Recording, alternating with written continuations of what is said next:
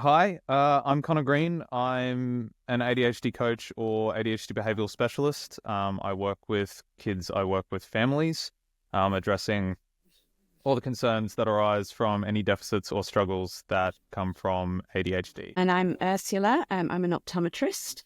I have a particular interest in children and adults with complex disability and additional needs. And I have my own private practice, which is Special Eyes Vision Services in North Brisbane, where I work with any and all of those groups of people who can't easily access regular eye care through community optometry. So I've been, I've really wanted to pick your brain for a while, and I keep putting it off because I have this condition called ADHD, and I keep telling myself that I'll get around to it tomorrow, and tomorrow never comes. So tomorrow has finally arrived, and I feel like it is such a neglected area of attributed behavior, vision. Yep. And although I know that a lot of people go, oh, before you go down the route of ADHD, go and see a behavioral optometrist, which doesn't often always go very far. I found either it's not suggested at all, or it is suggested, but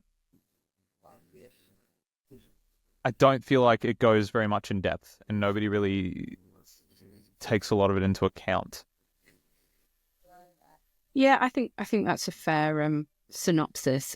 I think if you look over the literature and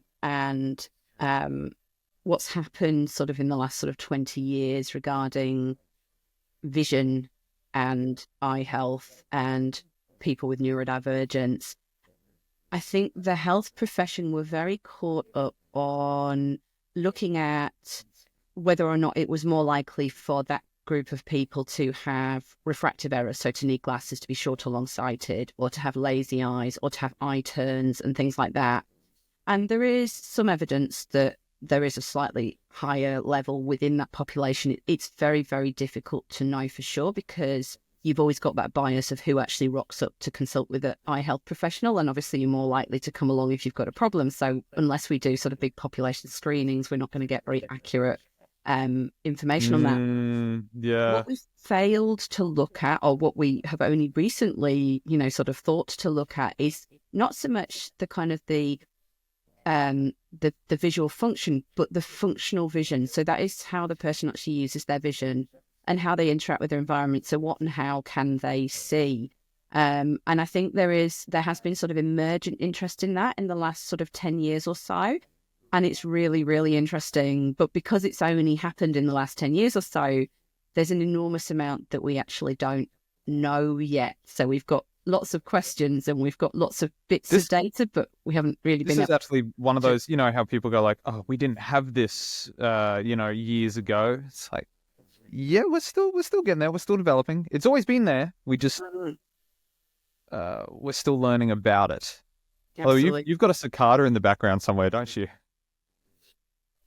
I can hear like a cicada. I've got the window open. Is that all right? I'm sure it's fine. I was going to say the cicadas have finally arisen from the ground, haven't they? God, they're loud. Yeah. What was it we were talking about and I started sending you guys memes for a while of like death stares. Yes. And I'm not talking like death stairs. I'm talking staircases that just have horrible pattern designs that just make them they're just deadly.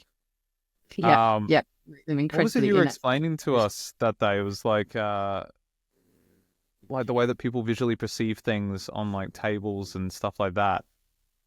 Yeah, I think we would have been talking about visual complexity. So that kind of, can you pick something out of a cluttered scene? So in that case, can you pick the edges of the steps out of the very patterned carpet or the very cluttered environment?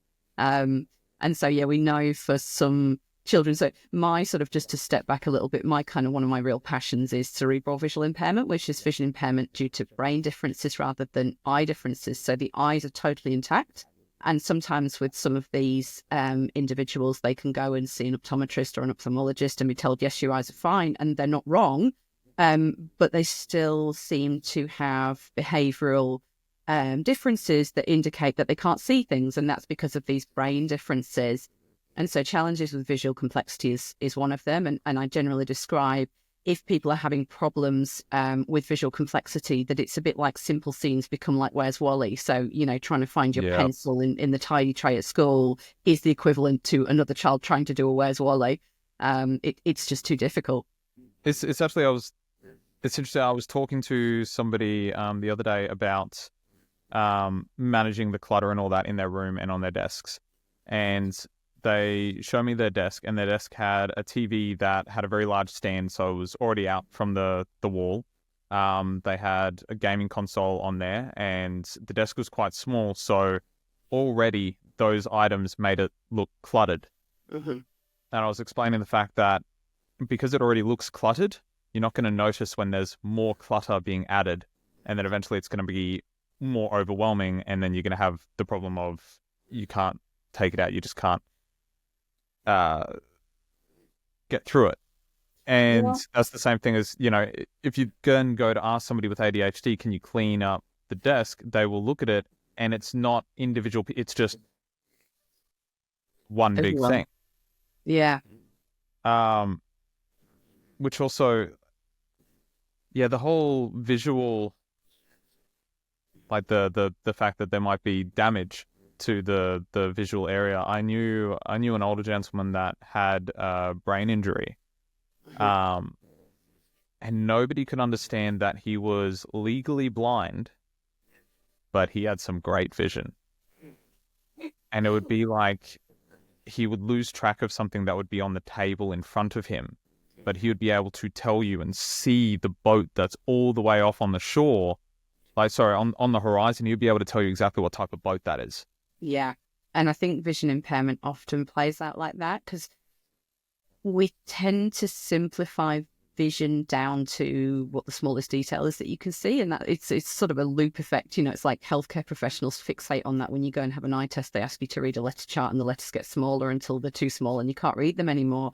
And often that is the main component of the eye test. But we also know from a functional perspective that being able to see small things is great, but it's not the whole story, because it's also dependent on how much you can see at one time. So, for example, some people have vision conditions where they can only see a very, very small area. So their acuity might be really good. They can spot really small details, but they can only spot them if they come into their line of vision. They can't find them easily because it's like they're looking through a telescope all of the time. Then you've got people with central vision loss where they have good peripheral field, so they can navigate and get around quite well, but they can't read print easily, and they can't recognize faces, and they can't, enjoy looking at photographs and things like that. And then with people who've had strokes and things like that, you've got situations where they've only got vision on one side. So they might be perfectly fine if something's on the right side, but something on the left side is literally not there for them. They cannot perceive it. And so that's very confusing then for someone going, well, how can you be legally blind and yet you can see this really small thing? It's like, well, yeah, because I actually don't have any field of vision, or, whatever the situation is.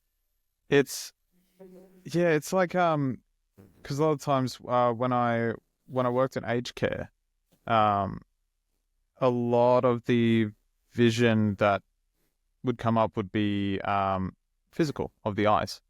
I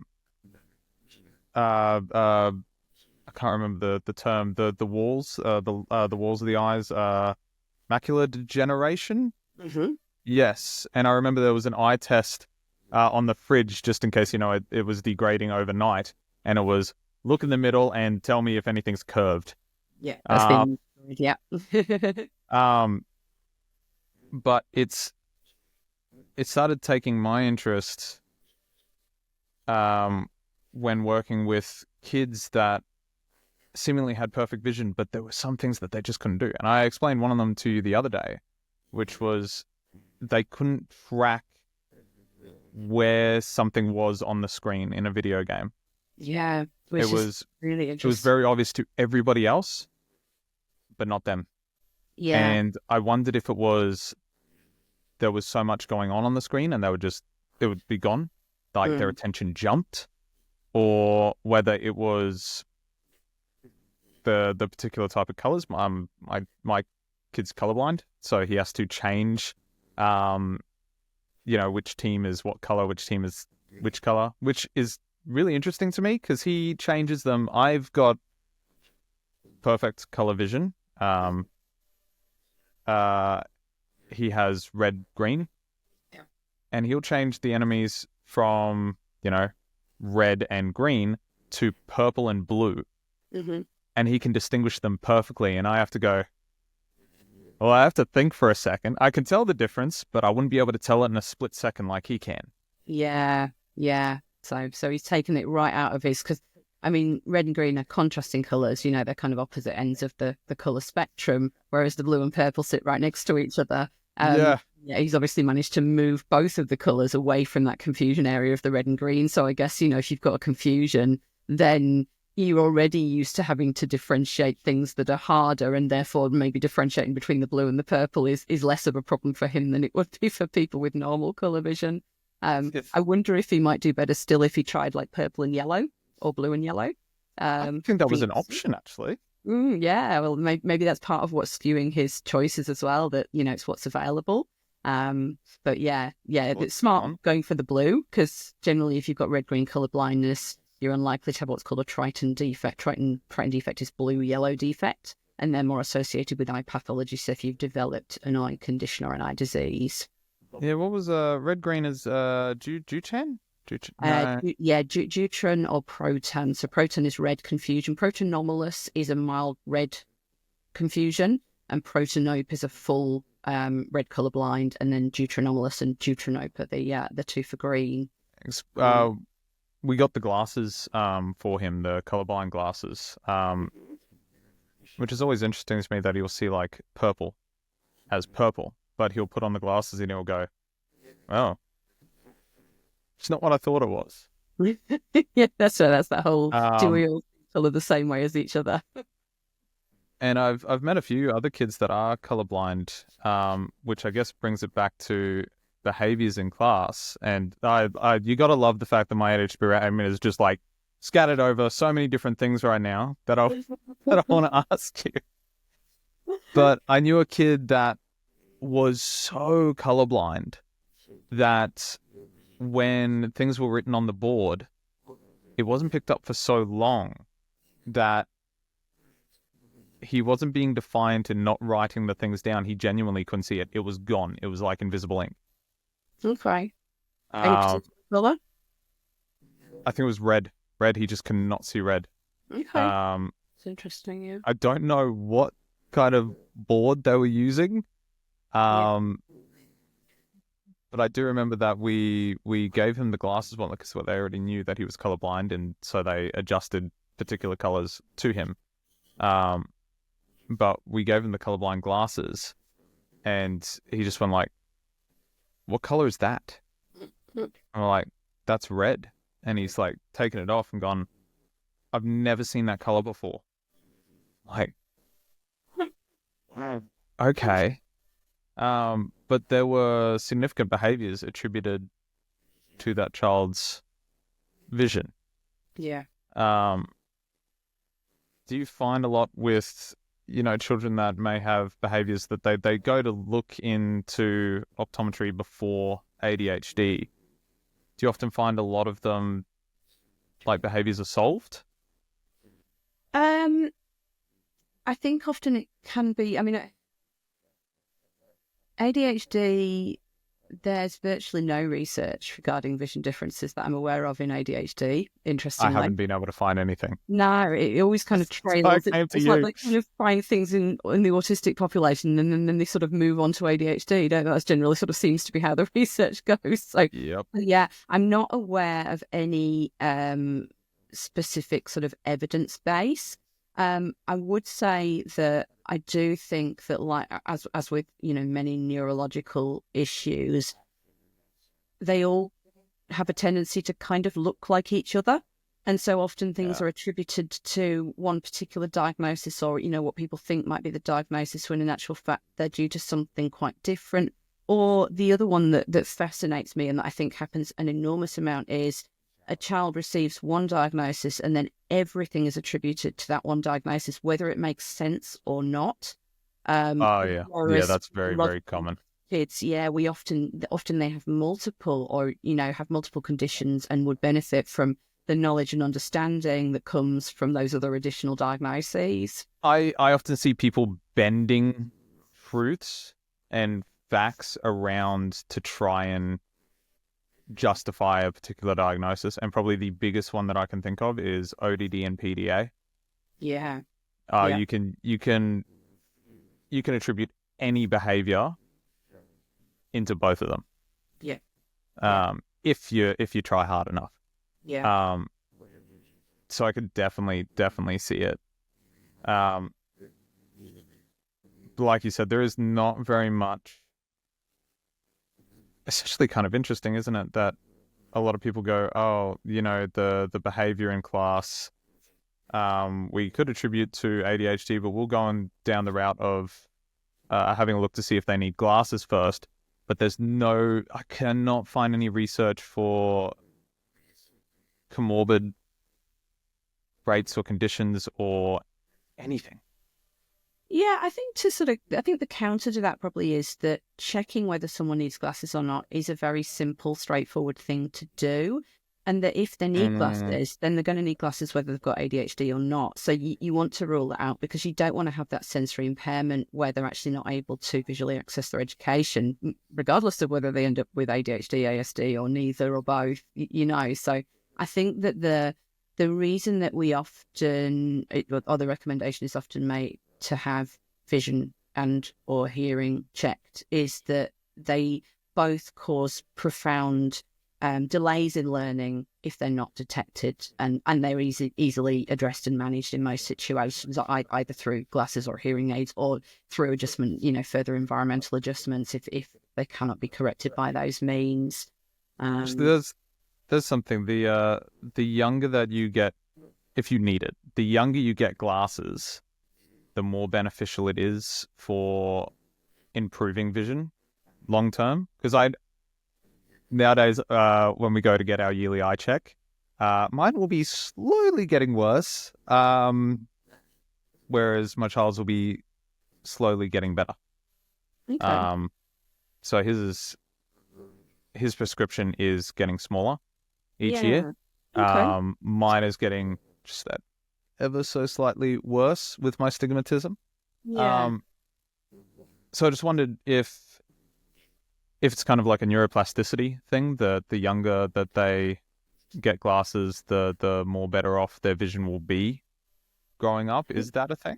There certainly is an element of that. So if you have a child who has a significant prescription, particularly if it's long-sightedness, so if you're talking about a child who might have like a +8 prescription, which is a pretty decent prescription, they won't When really the be glass able to. sticks out the frames. Yeah. Yeah, so the thick in the middle kind of, that type of glasses, that child won't have any way of compensating for that prescription. And therefore, they won't ever get exposure to those really nice fine details like the leaves on the trees and, the fine detail in pictures and things. Often, interestingly, a very relevant point here is that children won't tell you that, because that's the only way they've ever known They don't the know. world to be. So they're not going to go, well, actually, when you asked me to look at the picture of the policeman, I couldn't really see it was a policeman. They just kind of go, that's what a policeman looks like, that blue blob there, So like, they don't know to advocate and say, maybe we should go and get my eyes checked. But if that child were to progress through to high school age without any intervention, without anybody finding that prescription and addressing it, then they would potentially end up with what we call deprivation amblyopia, which is basically the wiring in the brain has never developed because they never got the signals from the eyes to allow those brain cells and that good level of acuity to develop. So yes, that absolutely can happen. More commonly, it would happen with children where they have different prescriptions in each eye. So then you get an amblyopic eye, because the brain often, for whatever reason, will kind of, the eyes aren't working together particularly well, be it an eye turn or just because there's a higher prescription there. And therefore, the brain kind of switches off the signal to that eye. And again, the cells don't develop that to Is allow this like those. lazy eyes? So I haven't seen this since I was a child. but I would regularly see children within my school having a patch over one eye. Yeah. And they would have had a lazy eye. I don't see that. Actually, I haven't seen that at all anymore. Is that Yeah. done? Was that a thing? Was that Yeah, something it's that they've yeah, it's just still very determined much isn't warranted anymore? yeah, no, it's still very much the mainstay treatment if a child has developed amblyopia, which is the, in lay speak we call lazy eye. We tend to use the term lazy eye to mean all sorts of things. So sometimes we mean an eye that turns out, and sometimes we mean an eye that doesn't work very well. Sometimes we mean a droopy eyelid. So it's a bit of a vague term, but one Yeah. of the uses of lazy eye is amblyopia, which is vision hasn't developed fully in one eye. And one of the mainstay ways to treat that is to cover the good eye, which then forces the poorer eye to work, to pick up its load and do its share, if you like. 'Cause I always remember. I'm starting to wonder why I don't see that at all anymore. And now I'm like, what was wrong with my generation? I But mean, there has been a it's little probably the more. only one that, or it's probably the main one that I can think of where if you're going to get treatment for that, it's only going to work when you're young. Yeah, that's When right. you're older, the brain's already made up its decision. That's right. The neuroplasticity has more or less gone. So you can patch children successfully in many cases. Like not all children respond to patching, but in many cases you can gain lines of acuity in that lazy eye up to around age 8, sometimes even up to around age 12. But certainly once you get into adulthood, there's a few studies that have demonstrated improvements in vision in a previously amblyopic lazy eye in people who have gone on to have a car accident in later life and things like that. So there is some capacity still for Yeah. neuroplasticity, but it's a bit more hit and miss, and certainly the level that you can improve is generally not as good. The So one of the questions that I was going to ask, do you guys look into much? Because like some of the things that are always checked, they'll check the eyes, and then they'll check things like dyslexia, or they'll check, where the eyes might be jumping to. I did a test with a kid, or a young adult, I should say. And it was, they had to look inside the tube, they had to look at the dot, and there would be things pop up in their peripherals, and they had to click a button, I think it was. Yeah, But they had to keep their eyes dead straight. It was testing their peripherals. yeah, And they couldn't keep their eyes dead straight. yeah. Because the second that it would show up, their eyes would jump. And they had no idea that they were doing it. Right. Okay. Yeah. They swore that they were keeping their eyes dead straight, but their eyes would keep jumping. Yeah. And I wondered the whole, jumping from dyslexia, from vision. How do you work out what this is? How do you go about solving this? Is this something that can be solved? So what you're describing there is a visual field test. So we generally get people to sit with their head in a sort of a big sort of bowl shape on a chin Yeah, rest. We give them a little button and we tell them, like you say, to look at a central target, and then we flash little lights in various areas of the periphery around. And the idea is that you have to click the button every time you are aware of a light. Now, it's universally hated, that test. People who have glaucoma have to have it every 3 to 6 months. Nobody ever likes it. Nobody ever comes to like it. It's monotonous. It's difficult. In children, it's difficult to administer because even explaining that concept of, well, you see the thing, but you don't look at the thing is yeah. actually really difficult for a child to understand. So there are sort of limitations. And it's another one of those where it's like some kids can probably reliably do a field test at age 5. Most kids, you'd kind of be looking near at 8 before they could do it. And some kids, it's going to take longer. And I think this again, like, so was this child that you were working with, were they neurodivergent? They were ASD3 and ADHD. Oh, it's sort of, hold on. There we go. It's running off a HDMI setup. So yeah, the young adult was ASD3, ADHD, was not picked up until much, much, much later in life. And a lot of these things they were so very unaware of. Yeah. Yeah. Their self-awareness to how they responded was just not there. Yeah. Yeah. And I know that it would have also, after seeing these things and knowing these things, I know that this would have contributed to like their overwhelm of they don't want to be driving on the road. Mm-hmm. They found it to be absolutely exhausting. Mm-hmm. They would have to look down in a car because they found looking up to be absolutely exhausting. They could drive on a racetrack, like on a go-kart track. They could go on the Sims and drive like that, but driving out on the road was exhausting. And I started wondering, is this because even without them realizing that they're just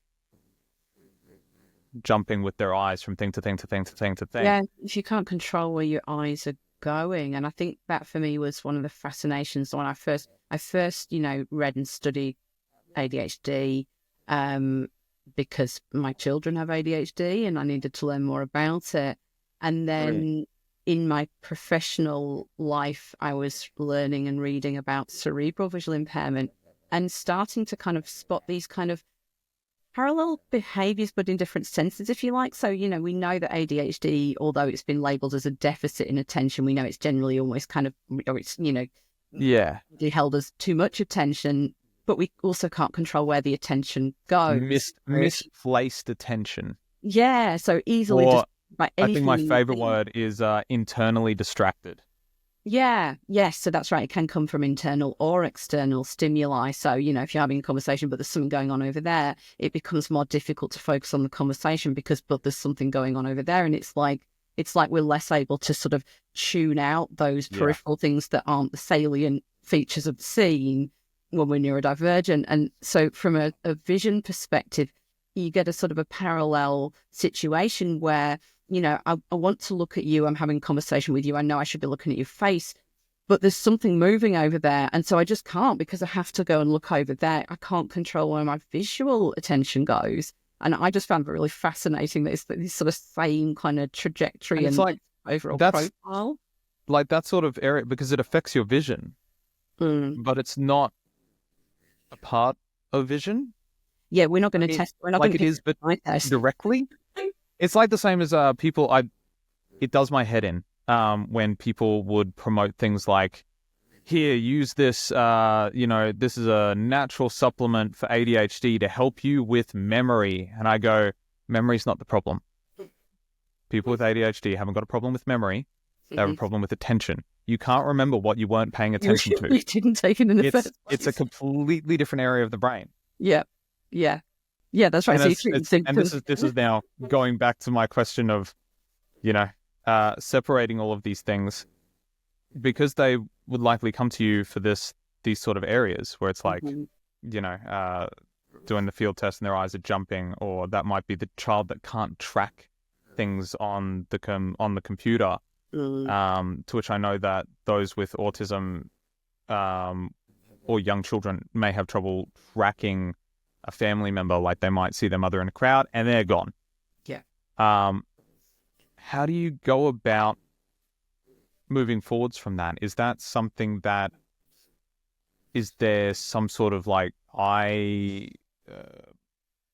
training? Is there some sort of occupational therapy that gets suggested? Is it just a case of try and deal with the other symptoms, like the other ADHD, like medication would help for the inattention and the jumping and all that? Yeah, really. Is there anything that has really shown up as effective?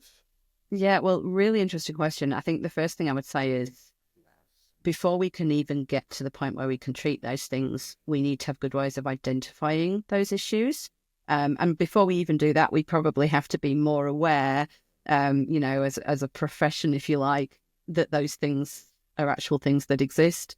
So there is some emerging research regarding ability to control, how your eye movements go and so forth. But we don't have, in a clinical setting, in a research setting, we can use things like eye tracking and eye gaze technology, and we can monitor people, and we can, perform experiments where we put neurodivergent people in one group and neurotypical people in another group, and we can assess and we can find differences in eye movements. And we've done that. We've absolutely done that. Yeah. We know that there are differences in eye movement. In a clinical setting, there is comparatively little in terms of assessments that are available and that are well validated that can demonstrate that same issue. And then, because we're not sort of reliably identifying it or even known to look for it, we don't really have any good treatments. That said, the space that I work in is more looking again at that sort of functional vision. So to assess functional vision, you're really looking at how a person navigates within their environment and within the world. And my assessment is limited to what I can do in my own test room, and I'm aware of that. There are eye care specialists, people who work with people with vision impairment, who will go out and assess them in their own space, and they will see even more than I do. And so it's very much a sort of a team effort to identify those kind of issues. And in the population, which by the way, when covering all of this stuff, it is definitely a team effort, which I think often gets very neglected.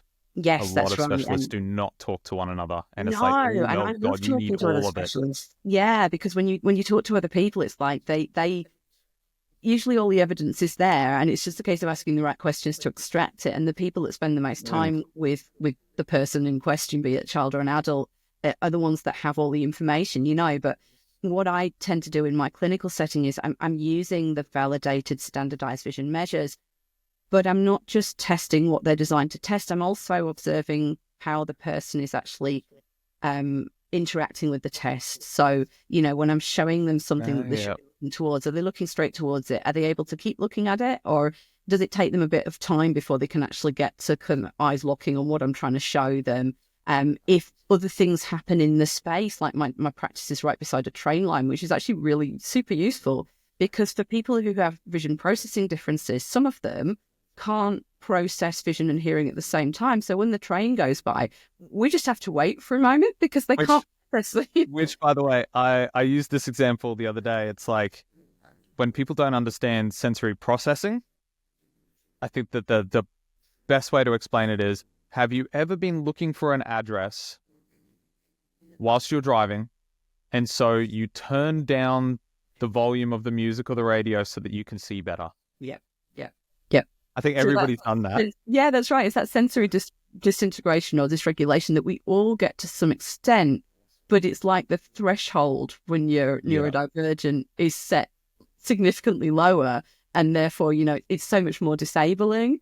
So yeah, I find that kind of thing really fascinating. And I think, again, just having some awareness, like having the awareness, going back to a child who has risk factors for, and we've assessed as having cerebral visual impairment, we can then sort of say, okay, they're likely to have these characteristics. So we can look for them and we can find them, and then we can convey that information to their support team, their parents, their teachers, their childcare workers, and say, look, they can't look and listen at the same time. So when you're showing them a storybook and you're reading the book and they're supposed to look at the picture, or you're writing something on the board and expecting them to read it and listen to you at the same time, it's like they can't do that. You need to talk about it and then put it up, or put it up and let them look and then talk about it. And, that way we're providing those environmental adjustments that are going to make it accessible for them. And often it's just the understanding that, no, this is just how this person functions, because we don't have any cures, we don't have any treatment. It's like but the understanding alone can make a huge difference. Which is the having to look at you and, to have attention is something I always I struggled with as a kid. I could not look at somebody. I had to fake it. Yeah. So I wouldn't look somebody in the eyes. I would look lower, because it's like a trick in cameras and all that I learned. So like, if you are looking directly at the camera, if you look above the camera, it looks very obvious. But if you look just below the camera, there's not much of a difference. Which is why a lot of the times you'll have teleprompters and all that underneath the camera. instead of on top or off to the side, you'll have what you can see underneath it so that it looks as though you're looking directly at it. And I used to have to get kids, when you are trying to get their attention, I have steps that I do to get their attention. One of them is to, touch, make sure that you're in their world. They're like, you go like, hi, I'm here. The next one is break their vision to what they have attention to, but they don't have to be looking at you. Yeah. It's like they can look anywhere else. It's just if they are focused on a game, look away from the game somewhere else. Like it could be down at the ground. That's fine. It doesn't have to be at you because that might be their best auditory processing when they're actually looking at a grayed out wall or I used to, and I still do. I probably just haven't done it as an adult because as an adult you have a lot more leeway. As a child, it was you give eye contact when I'm talking to you. And I would look at people and I would see their face deform. I haven't met many people that understand what I mean by that, but their facial features start to distort and they become somebody that they're not. Like I focus too much on little areas and start paying attention to lines in their face or, any sort of like line or crack in their lips or the color or the look of their eyes I would focus too much to the point where they stopped looking like them. Yes. And it was very strange and I couldn't explain it as a kid. Yeah, you were so fixated on that then there was no chance that you were actually hearing what they were saying, which was the whole purpose of them. Were you looking at them supposedly? It was, in fact, if anything, it's almost like if you've heard that phenomenon where if you were to type a word over and over and over again, eventually it stops looking like the word. Or if you say the same thing. The longer that I looked at the person, the longer that I looked at the person, the less they looked like themselves.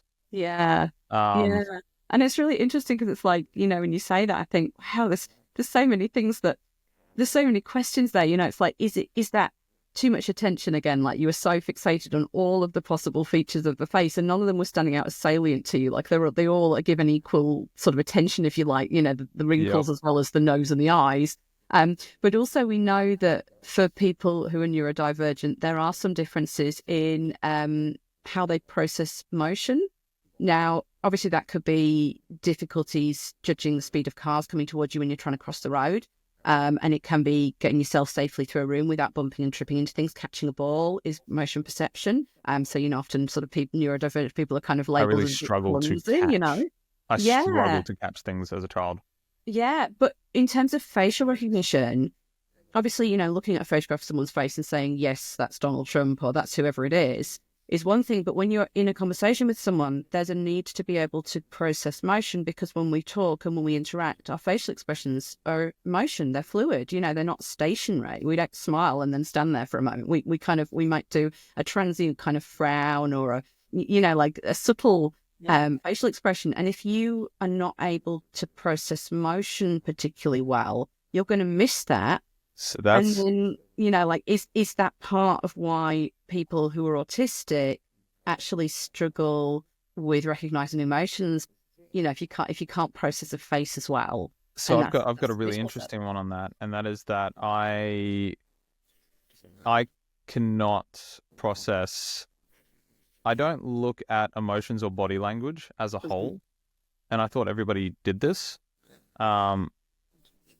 I would look at little intricate details, the way that they would sit, the way that their shoulders would rest, the way that their mouth would move as they were talking, the way I looked at all of these little details, and I have found that I am more accurate with reading a person.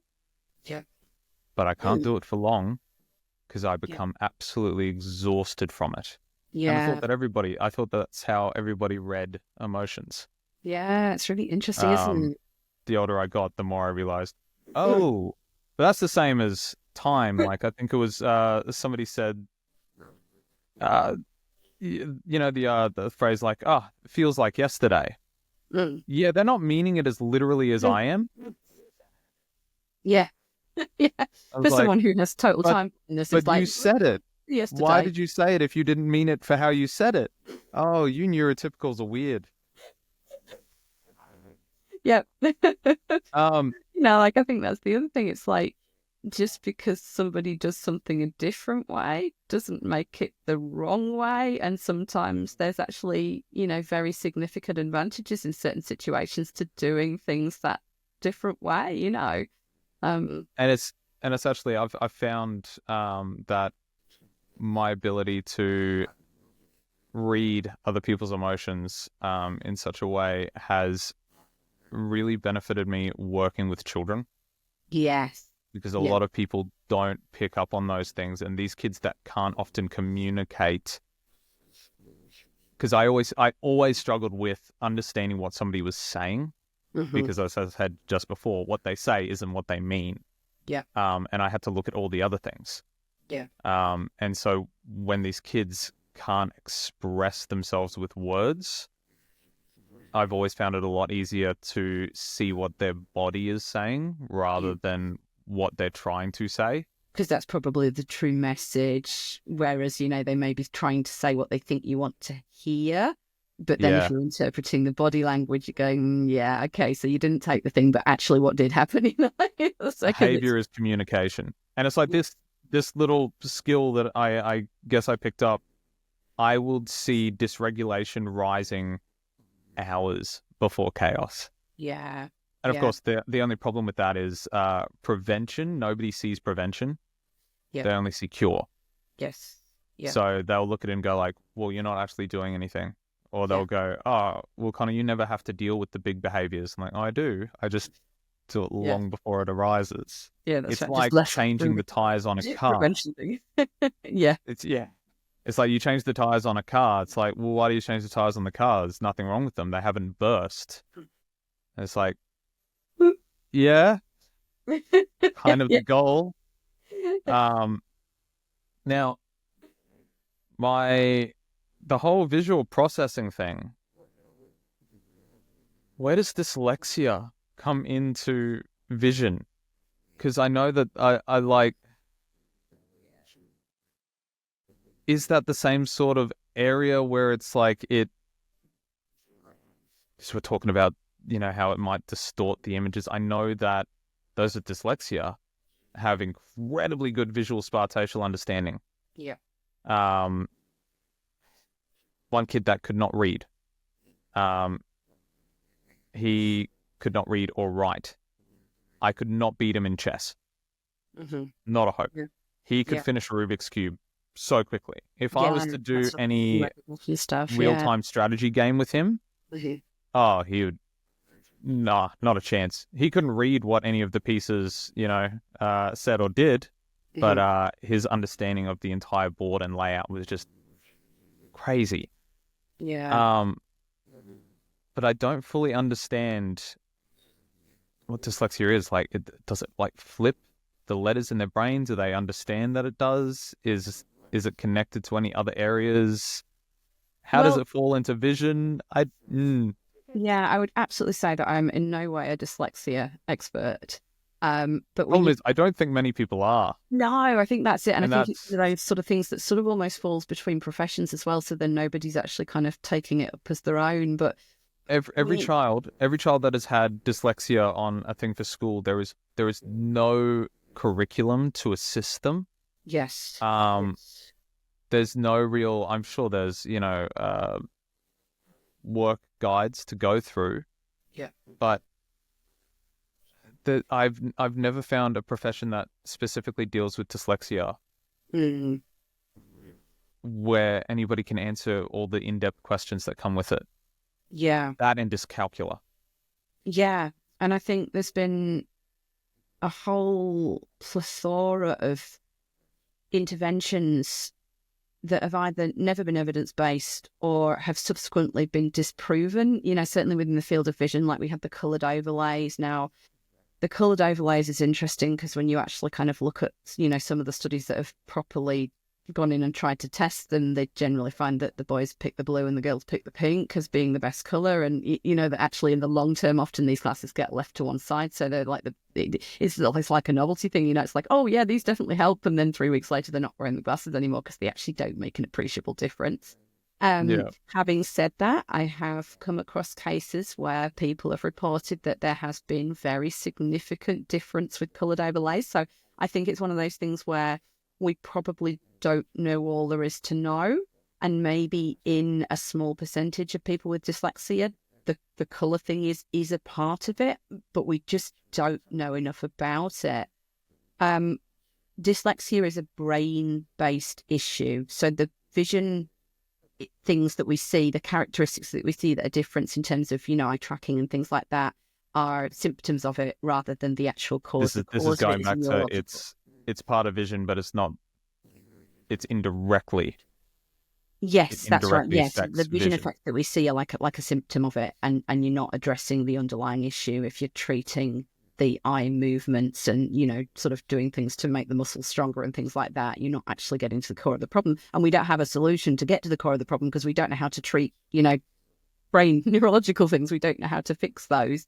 I think that one of the strongest pieces of evidence to support that, like, we know that it's neurological, and one of the clearest demonstrations, if you like, of that is that if you have a child who is visually impaired where you're trying to make a decision as to whether they should be a braille or a print user, if they are dyslexic, they will be dyslexic whether they learn print or braille. So even if they're learning, I know, it's amazing, isn't it? So because the same neural pathways are used, whether you use your fingers or whether you use your eyes. Oh, that takes it straight away from vision entirely, doesn't it? Yeah, it does, doesn't it? It's a really clear example. And what's more, it's actually more problematic to learn braille if you're dyslexic than it is to learn print. Now, my theory on that would be because braille is an arrangement of 6 dots, and therefore in terms of reversibility and how often you can sort of mirror and flip things, knowing that people with dyslexia are good at, you know, orientation and being able to flip things around and go, well, that would look this way if I turned it round, that there's actually more confusion potentially with braille than there is with letters of the alphabet. That's like, I heard a thing that dyslexia is far more common in English than in other languages. Yes. Which, if you know any other languages, absolutely, of course, English is probably the worst one. That's because we decided to merge a whole bunch of languages together. But it's like interesting. It's I know an older gentleman that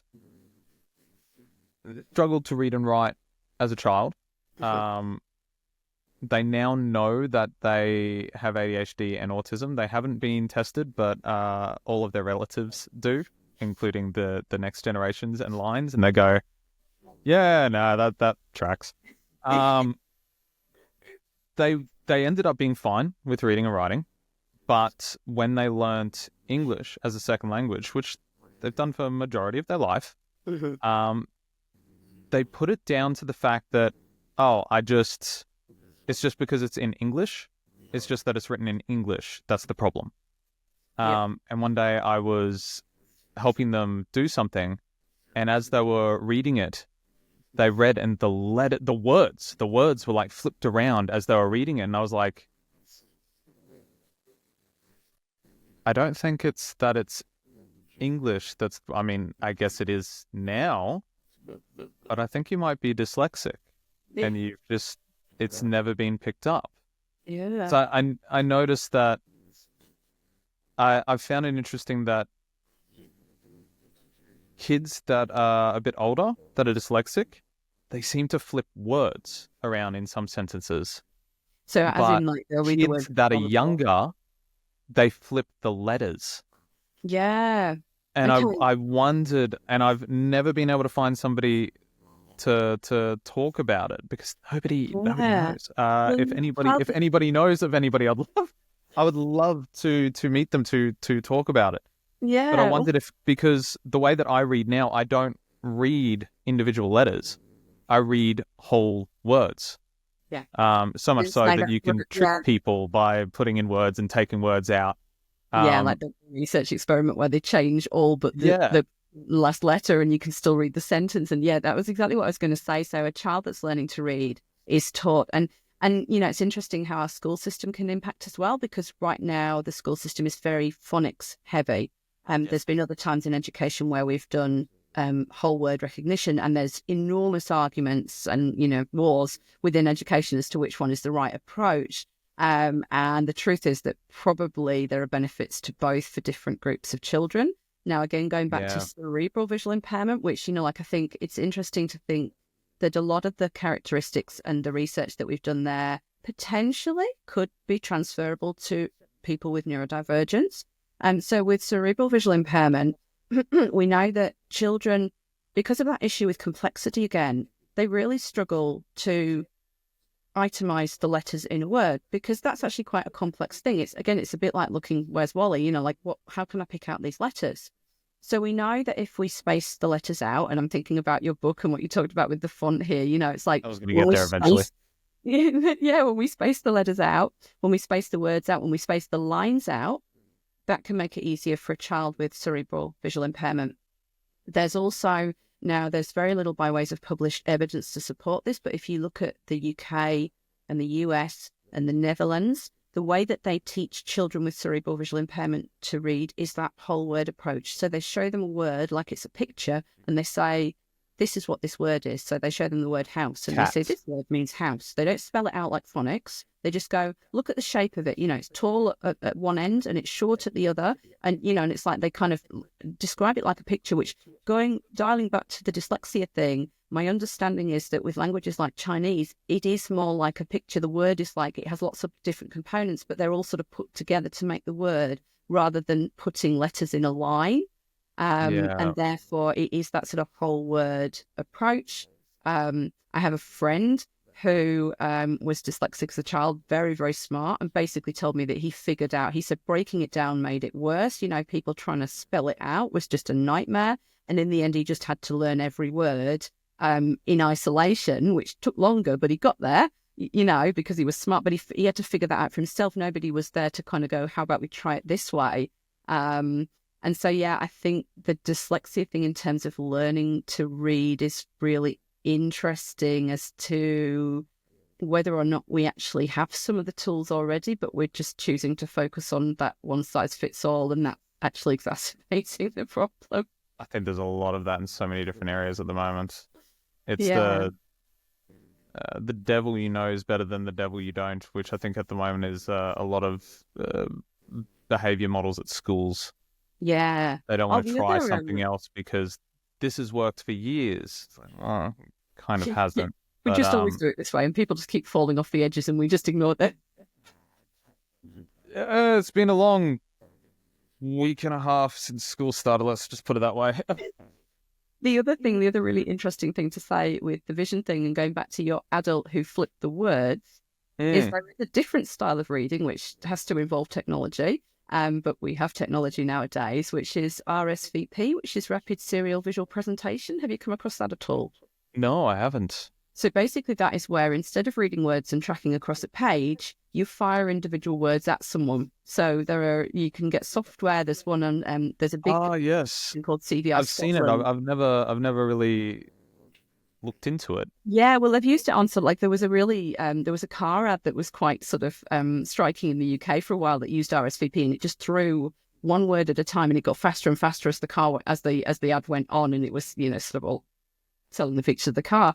But what's really interesting with RSVP is that when we've done studies on it, we've found that all of us actually read at a higher rate with RSVP than when we track along lines of print. But that there's this group of people for whom it can be the difference between being able to access print and not.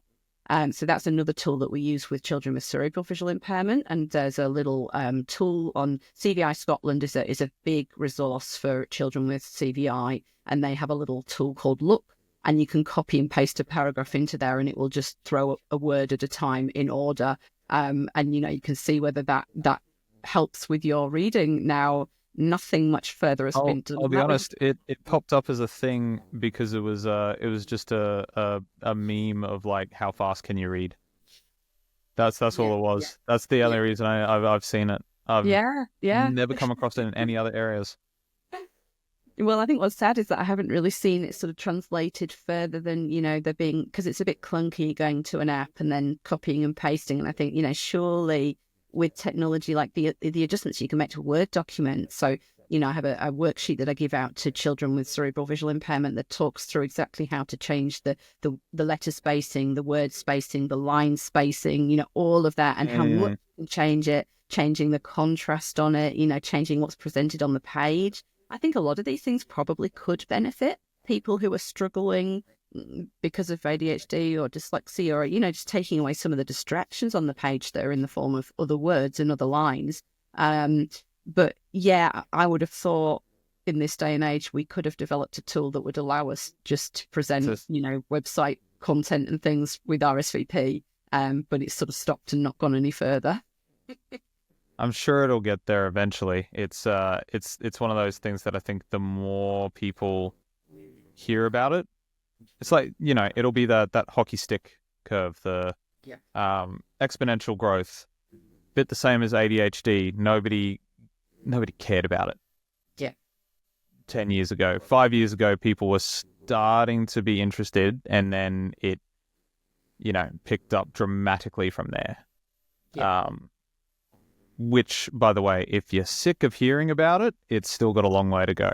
Yes. I actually have a book, which is the ADHD Treatment and Diagnostic Guide, the 4th edition, and it has at the very start that it's like, don't quote me on this because I'm not about to pull the book out, but it's like, this is the 4th edition.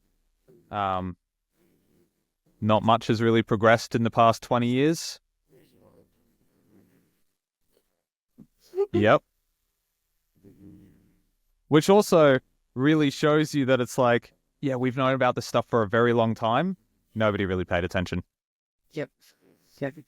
Or questioned or looked any further. And I think, from my perspective, the gap between people's perceptions of ADHD and the reality of what ADHD actually is, there's been an enormous movement to align those things in the last 10 years. But like you say, it's like you would barely notice on the actual gap the difference that we've made, because people's understanding of what it actually is and the reality of what it is are just still so seismically different that, we've got, like you say, a long way to go.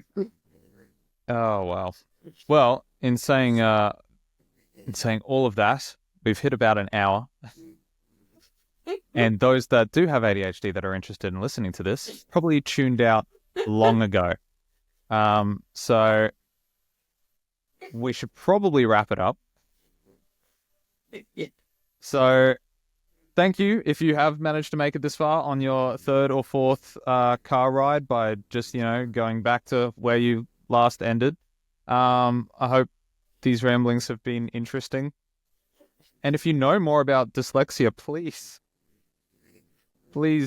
message me. I'm really interested. Yeah, I'd love to do this again another time when I accumulate so many more questions. Sounds good. But yes. All right. Enjoy, guys.